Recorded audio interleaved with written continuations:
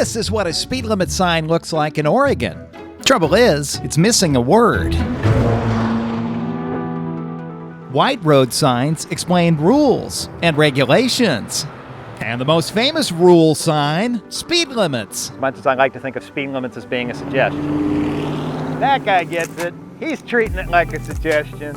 If I'm driving and I choose to ignore a white sign, I could end up with a ticket. 77 is not speeding. You should have seen how fast I was going on my way up there. I mean, don't worry about it. I'll just pay the ticket. That's true for every white road sign. These are legally enforceable rules. A fun literary device is to make a sentence. Add this to the end of the sign's name. So you have speed limit 40. Or else you could get a ticket. Stop on red. Or else you might get a ticket. Buses only. Or else you might get a ticket. No left or U-turn. Or else you might get a ticket. We empower police officers to enforce white signs so everybody can move the same way. Kind of like dance choreography. We stay light on our feet when traffic rules are uniform. The goal is not to trick people into tickets. It's to get people to follow the signs. And it becomes a lot easier when the signs mean the same thing, city to city and state to state. Check out this no parking sign. It's white, so I legally have to follow it, which legally if I parked here, I'd have to pay the ticket, right? Engineers everywhere in America rely on this federal manual. It gives guidance on what signs should look like and where construction crews should install them. Except this sign doesn't appear anywhere in the manual. How do I know this isn't a pirate sign and people are writing me a pirate ticket? Because I don't want to get scammed. When a driver identifies a sign quickly, they're more likely to follow that rule. Look at this cute little art project here. You got the picture of the truck saying no trucks over 3 tons. The only problem is the person driving the 3-ton truck down the street at 50 miles an hour isn't going to readily recognize this non-compliant sign.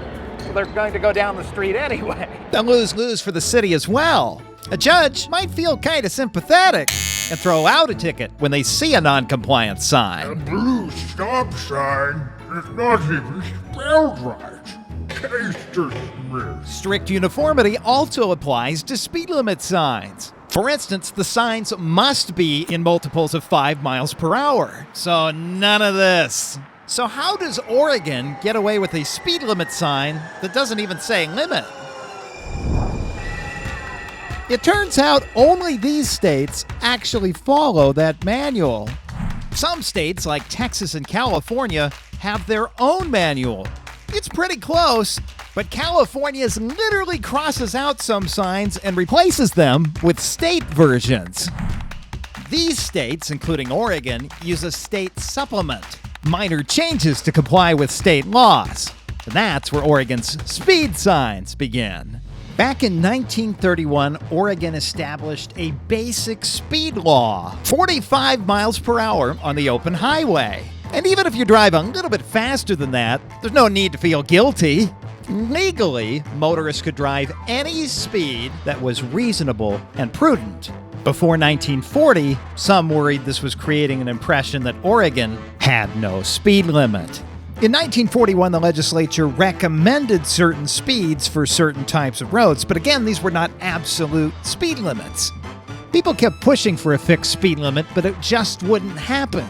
So in the state's version of the road sign manual, the word limit was banned, which meant speed signs everywhere. And then the 1970s. The U.S. supported Israel in the Yom Kippur War. OPEC imposed an oil embargo. That meant a fuel crisis, and President Nixon signed a national speed limit of 55 miles per hour. For the first time, Oregon highways had a fixed speed limit. But it would cost a lot of money to change out all the signs on the freeways to say speed limit 55, so they left it. In the half-century since then, Oregon added more and more fixed speed limits. Nowadays, the basic speed law is basically dead, but the signs have remained. Only very recently has the Oregon Sign Manual struck that ban on the word limit. Conventional speed limit signs are becoming more and more common across the state. Speed limit signs and white regulatory signs are just one of many colors of signs on the road. To learn more about how engineers make all road signs look the same, coast to coast, Click the video on the right side of the screen.